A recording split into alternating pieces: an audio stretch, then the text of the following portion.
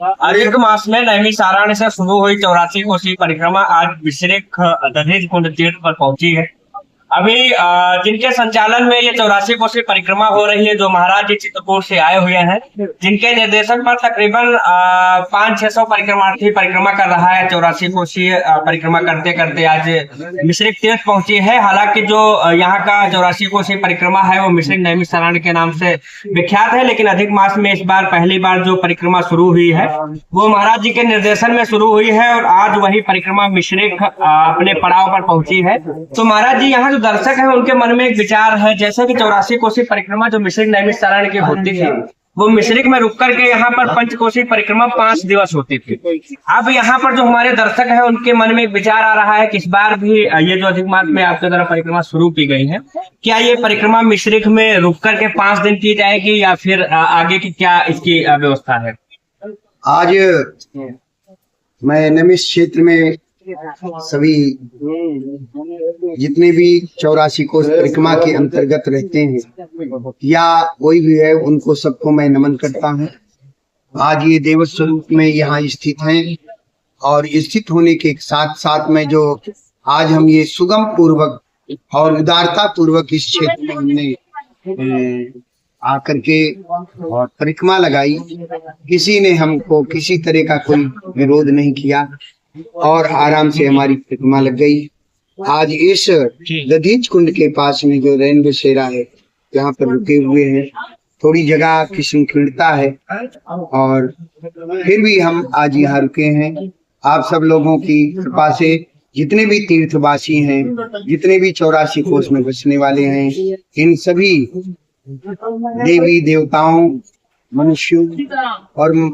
बच्ची बच्चों सबको हमारी तरफ से नमस्कार है। और मैं ये चाहूंगा यहाँ बसने वाले जिस प्रकार से भगवान प्रकट हुए यहाँ पर शुरुआत में और प्रकट करके फिर यज्ञ भी किए इसी क्षेत्र में, और द्वापर में भगवान की कथा यहाँ पर 88,000 ऋषि मुनि सुने, तो ये अनादि काल से ये तीर्थ है, अरण्य है, नैमिषारण्य, अरण्य माने जंगल, तो ये बहुत पहले से प्रसिद्ध है। इस प्रकार से आज दधीच जी महाराज का जो 28 वर्ष की अवस्था में उन्होंने शरीर का दान दिया, केवल संसार के रक्षणार्थ भगवान उनको अपने हाथ में रखे हुए हैं। ऐसे जो शूरवीर दानी है, मैं तो ये चाहूंगा कि हर एक व्यक्ति किसी तरह का मोह से रहित हो सके और संसार में परोपकार के लिए अपने इस कर्तव्य को करें। और मैं भी ये चाहूंगा, हमसे लोगों ने कहा कि महाराज जी ये परिक्रमा हर वर्ष लगनी चाहिए, गर्मी का दिन है, कोई बात नहीं है। यदि इन लोगों को सुख मिलता है, कुछ मुहूर्त के परिक्रमा होती है, जो वो फाल्गुन की अमावस्या होती है, वो मुहूर्त का समय है, परंतु हम मुहूर्त में ना आने पर परवश हैं। इसलिए मैं यही चाहूंगा कि मैं इस वैशाख की पूर्णिमा के करीब एकम से या वैशाख की पूर्णिमा से इस परिक्रमा को जो शुरुआत करके और 8-10 रोज करके और इस परिक्रमा को पूर्ण किया जाए, ताकि उनको सुख सुविधा और हवा पानी का जो है मिल सके, भोजन पानी का भी सुविधा भी मिल सके।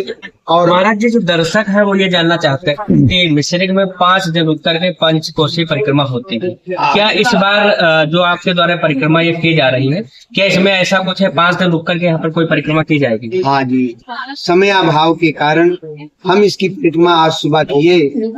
ज्यादा नहीं है, पंचकोसी तो नहीं है। हाँ, हमको इतना समय तो नहीं लगा, 1 घंटे या 1.25 घंटे में हमने इसको कर लिया, तो ज्यादा से ज्यादा 6-7-8 किलोमीटर। तो 5 दिन महाराज जी रहेंगे?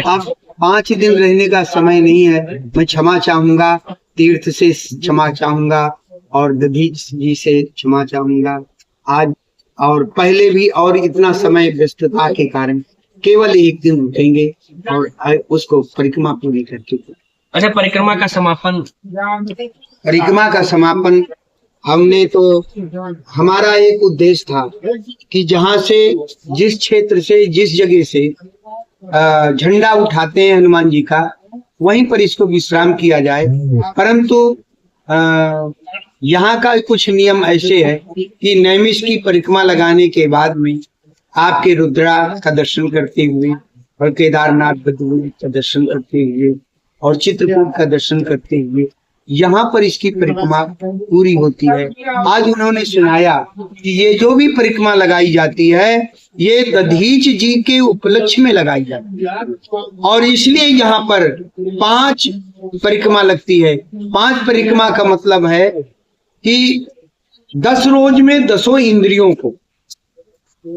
दधीच जी ने अपने बस में किया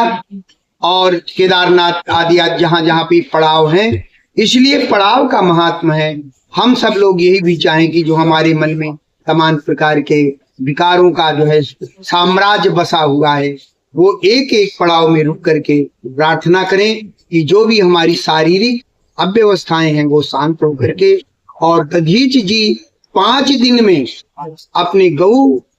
के द्वारा जो है इसको गऊओं को प्यार करते हुए गऊ इनकी इतनी बड़ी गौशाला थी जितना दधीच जी का था, उन्होंने प्यार से जो है अपने शरीर को चटा करके और सभी अस्थियों का दान किए जिससे संसार की रक्षा हुई। मैं यही एक आखिरी सवाल है, क्या अभी दर्शक ये भी जानना चाहते हैं कि प्रथम बार ये अधिक मास में जो परिक्रमा शुरू हुई है आगे आने वाले वर्षों में कि निरंतर जारी रहेगी? यहाँ के लोगों को, बूढ़े लोगों की बड़ी भारी आर्ष इच्छा है। बहुत ही